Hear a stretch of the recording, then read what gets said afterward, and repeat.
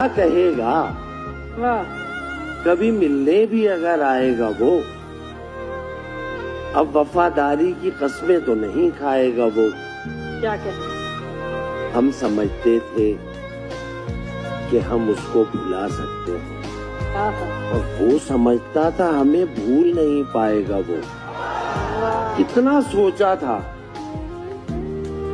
पर इतना तो नहीं सोचा था याद बन जाएगा वो, ख्वाब नजर आएगा वो।